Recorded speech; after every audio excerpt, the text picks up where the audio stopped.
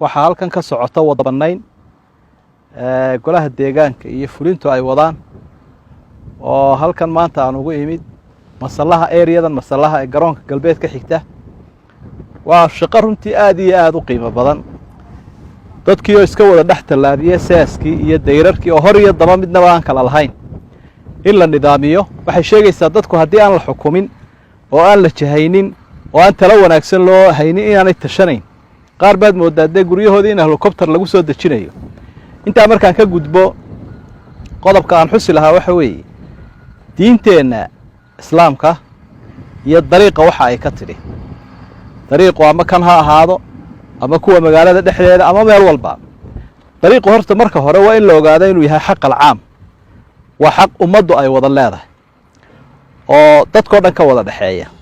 sidaa daraaddeed waxaa xaaraana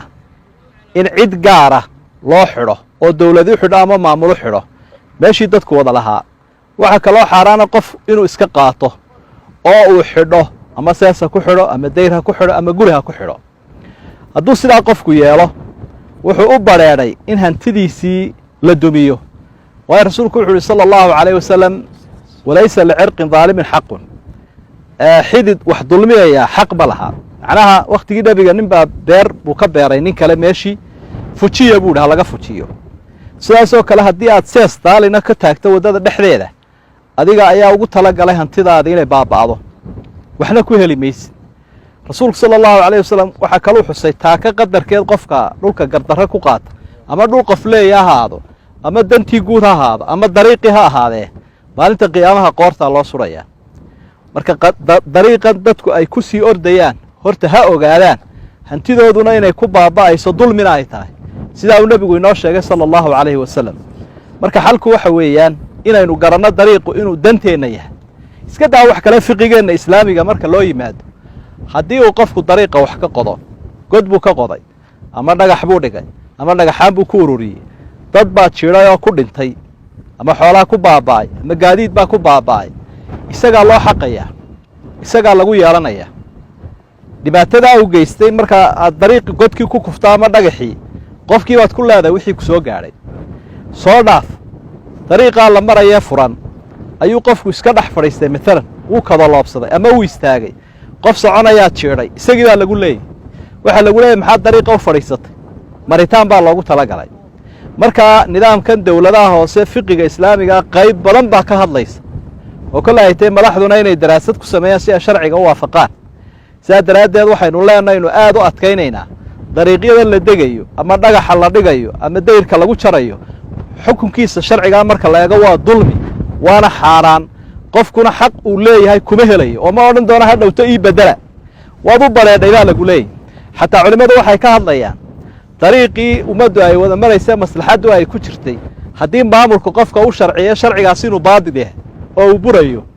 oo maslaxaddaa laga horraysiinaya waxaa la eegayaa meeshan dhibaata ummadda ma ugu sugantay hadday dhibaata ugu sugantahay qofka sharcigiisii waa kansal hantidiisiina waa baaba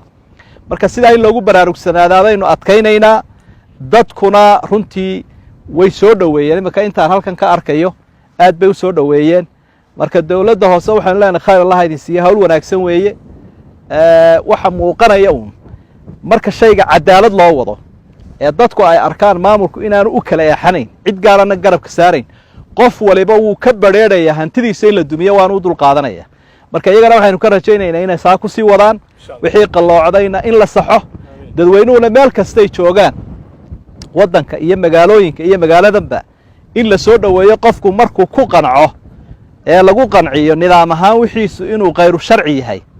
waa in sidii kale looga guuraya haddii la taageeraya waa halkeeda hadduu xaq wax u yeesho waa halkeeda laakiin waa inaanu canaatamin sidaasaa isagana mustaqbalkiisa u fiican waxa kalaynu baraarujinaynaa maalan marka wax la qorshaynayo haddii meel lagu qoro dan guud ama dariiq lagu qoro qofku inaanu iibsan karin mar haddii dan guud ay ku qoran tahay waa ganacsatada ay arrintaasi khusaysaa inuu qofku dan guud iibsada waa xaaraan waa dulmi